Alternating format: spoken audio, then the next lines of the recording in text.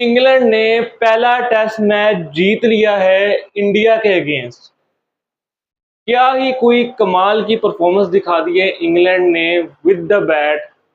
Indian team को कहीं का नहीं छोड़ा। ऐसा लग रहा था कि क्लब लेवल की टीम से मैच खेल रही है इंग्लैंड की टीम। बुलकली इंडियन टीम के कंधे गिरे हुए हैं। ना फील्डिंग सही हो रही है, ना बॉलिंग सही हो रही है, ना कप्तानी ढंग की हो रही है। और दूसरी तरफ इंग्लैंड टोटली डोमिनेट किया है इंग्लैंड ने इस टेस्ट मैच में। चाहे आप पहली इनिंग्स उठा के देख लें या फिर दूसरी इनिंग्स उठा के देख लें। पहली इनिंग्स में जिस तरीके से 500 के अंदर अंदर इंग्लैंड ने रोका इंडिया को स्कोर करने से, उसके बाद जिस तरीके से उन्होंने लीड काटी, ट्रेल, और ऑलमोस्ट ट्रेल काट दी थी लेकिन सिर्फ 6 रन से वो रह गए।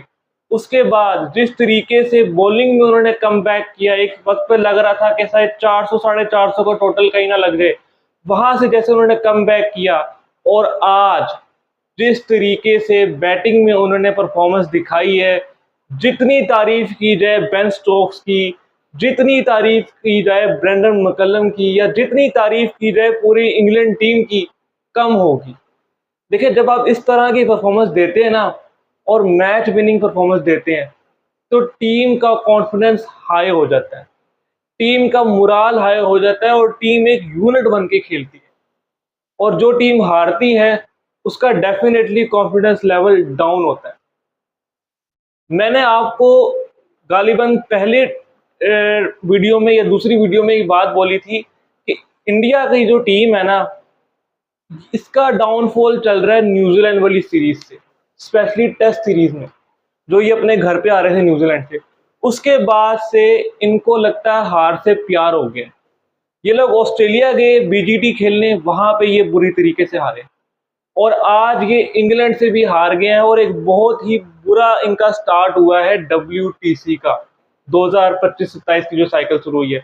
जबकि दूसरी तरफ इंग्लैंड ने बड़ा ही शानदार आगाज किया है इस WTC साइकिल का, और उन्होंने एक स्टेटमेंट दी है पूरी जितनी भी आपकी साइकिल्स में टीम्स खेल रही हैं, नो की नो टीमें, उन सबको स्टेटमेंट दी है कि शायद इस मर्तबा चौथे WTC साइकिल के अंदर शायद इंग्लैंड आपको फाइनल खेलती नजर आए, अगर इसी तरह की परफॉर्मेंस इंग्लैंड की टीम देती रही।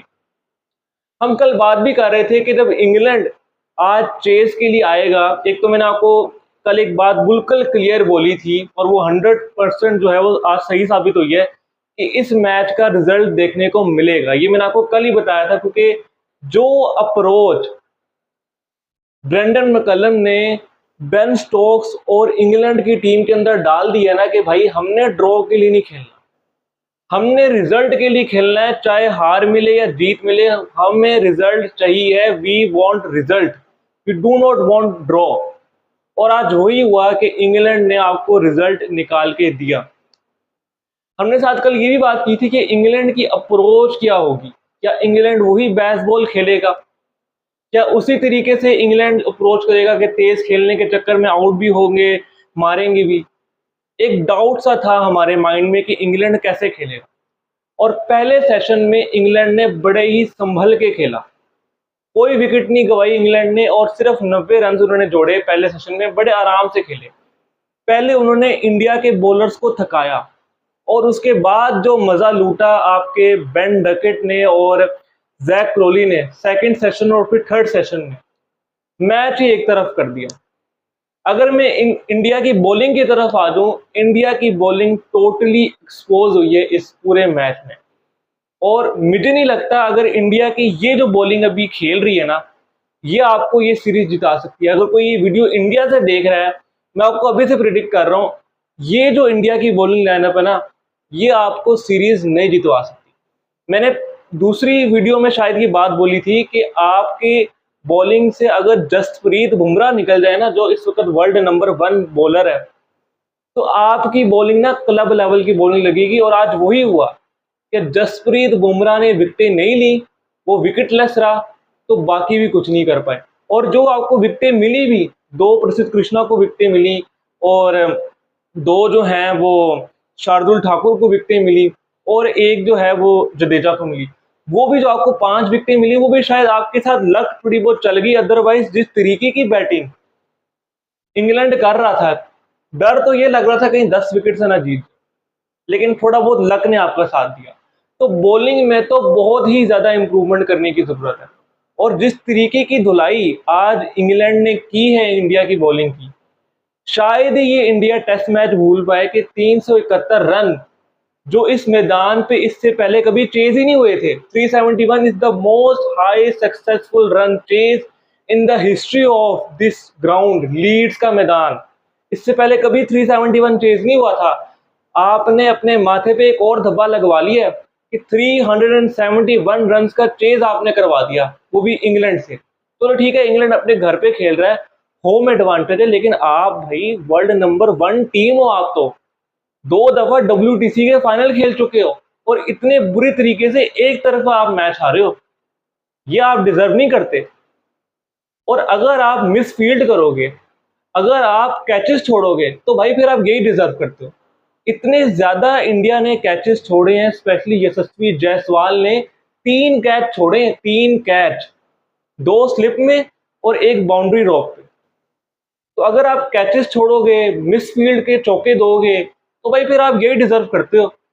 और जिस तरह की आपकी शुरुआत हुई है WTC की, आपका तो नहीं लगता इस दफा कोई चांस होगा। हाँ, अगर घर पे आप जीत गए 3 लगातार सीरीज जो मिलती है, 3 आपको घर पे मिलती है, 3 अवे मिलती है, तो फिर कोई चांस बन सकता है। अदरवाइज अगर इसी तरह की परफॉर्मेंस आगे भी चलती रही, तो फिर भाई साहब आप डिजर्व नहीं करते WTC जाना। बहुत कुछ है इस मैच में डिस्कस करने को, शुरू से शुरू करते हैं, आज के दिन को एनालाइज करते हैं।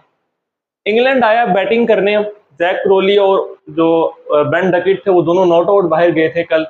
उन दोनों ने इनिंग्स का आगाज किया और बड़े ही डिसेंट तरीके से वो खेले। उन्होंने बड़े ही डिसेंट तरीके से अप्रोच किया इस चेस को। शुरू में थोड़ा सा रिस्पेक्ट दिया कंडीशन को, क्योंकि बादल भी आए हुए थे, बारिश भी हो रही थी, ओवरकास्ट कंडीशन थी, बॉलिंग के लिए काफी अच्छी कंडीशन थी। उन्होंने बिल्कुल कंडीशन को रिस्पेक्ट दिया।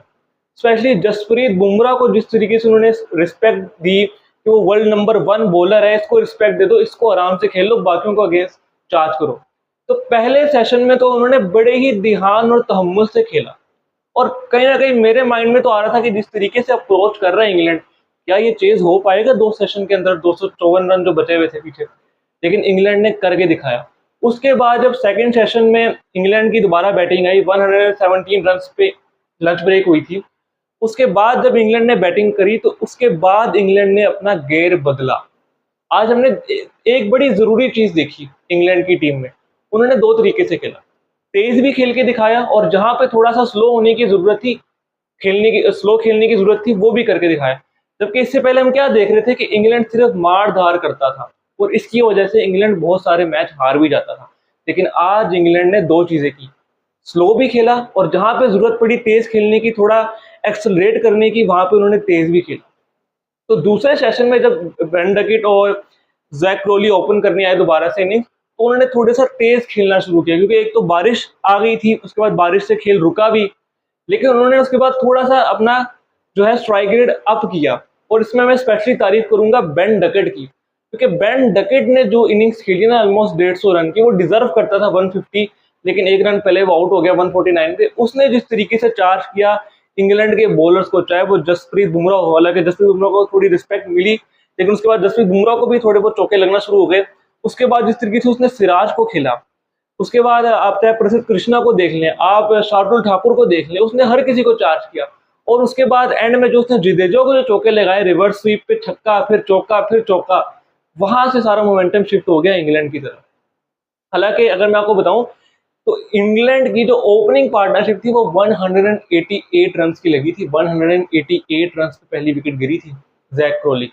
और अगर मैं दूसरी तरफ जैक क्रोली की बात करूं, जैक क्रोली थोड़ा सा मैं कह सकता हूं एक एंकर रोल प्ले कर रहे थे, और ये ठीक भी था कि अगर एक ओपनर तेज खेल रहा है थोड़ा सा, तो दूसरा ओपनर एंकर करे। और जब जैक क्रोली आउट हुआ, उसके बाद ओली पॉप जब बैटिंग के लिए आए, उसके बाद भी हमने देखा कि जैक जो बेन डकेट थे वो स्लो नहीं हुए, वो अपने फ्लो में खेलते रहे। अनफॉर्चुनेटली ओली पॉप जल्दी आउट हो गए, लेकिन उसके बाद जो रूट ने आज पारी खेली है ना 50 रन की, बड़े ही इंपॉर्टेंट 50 रन जोड़े जब आपके बेन डकेट आउट हुए।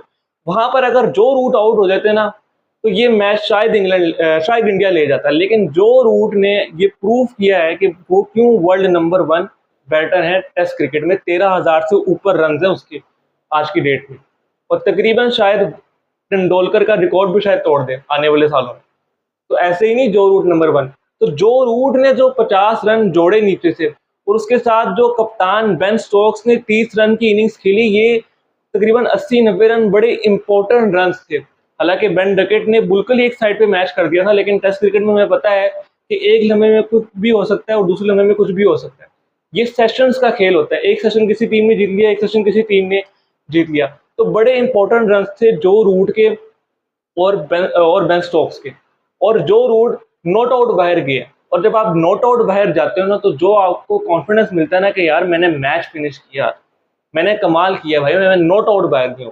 और फिर नीचे से जिस तरीके से जेमी स्मिथ ने 36 रन की इनिंग्स खेली, गालिबन 42 रन उन्होंने किए, आखिरी बॉल पे भी उन्होंने छक्का लगा के मैच को खत्म किया, और बड़े ही क्वाइट कंफर्टेबली, बड़े ही आराम से उन्होंने ये चेस किया, और कहीं भी ऐसा नहीं लगा कि इंग्लैंड जो है वो इस मैच में पीछे है। Through out this match England match में आगे ही निकलता जा रहा था, और इंडिया को बैकफुट पर रखा हुआ था।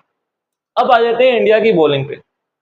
देखिए, मैंने ना पहले भी बात की थी, मैंने वीडियो के शुरू में ही बोला कि इंडिया की जो बॉलिंग है ना, ये बॉलिंग अटैक, ये आपको बड़ा मुश्किल है कि इंग्लैंड में मैचेस जितना। इंडिया में जिता देगा शायद, लेकिन इंग्लैंड में जिताना बड़ा मुश्किल होगा।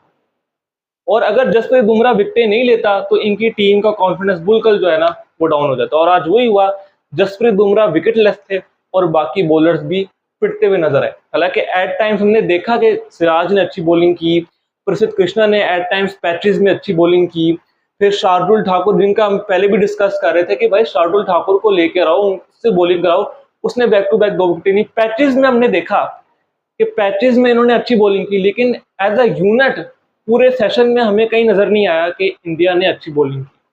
तो इंडिया को बॉलिंग पर तो बहुत ही ज्यादा इंप्रूवमेंट करने की जरूरत है, और इनको अब रीग्रुप होना होगा अगले टेस्ट मैच के लिए, क्योंकि सिर्फ 4 दिन बाद अगला टेस्ट मैच है बर्मिंघम में, और इंग्लैंड 1-0 की बढ़तरी लेके जा रहा है इस टेस्ट मैच में। तो वो तो बड़े कॉन्फिडेंटली आएंगे और कॉन्फिडेंस से खेलेंगे, जबकि दूसरी तरफ जो इंडिया होगी उसको काफी कुछ करने की जरूरत है। गौतम गंभीर जो कि हेड कोच है इनके, इसके अलावा जो इनके बैटिंग कोच, बॉलिंग कोच, उनको रीग्रुप करना पड़ेगा टीम को, और एक मीटिंग करनी पड़ेगी, और बहुत कुछ ठीक करने की जरूरत है इस टीम में, स्पेशली बॉलिंग की प्रोस्पेक्टिव से। उसके बाद फील्डिंग पे आ जाते हैं। देखिए, फील्डिंग एक बहुत ही इंपॉर्टेंट फैक्टर होता है किसी भी मैच में, चाहे वो कैचेस के मामले में हो, चाहे वो आपका फील्डिंग के मामले में। अगर आप मिसफील्ड करेंगे, मिसफील्ड के चौके देंगे, आपसे बॉल पकड़ी नहीं जाएगी सही से, अगर आप कैचेस छोड़ेंगे।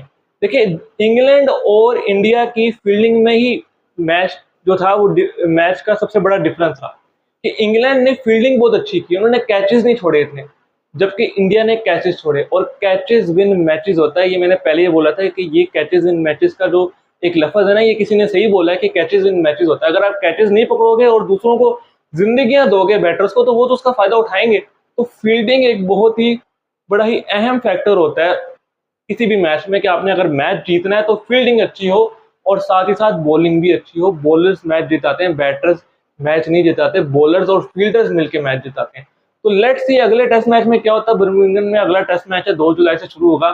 इसमें देखते हैं इंडिया क्या इंडिया कमबैक कर पाती है, या फिर वहां पर भी इसी तरह की इनको शर्मनाक और करारी हार का इनको सामना करना पड़ता है।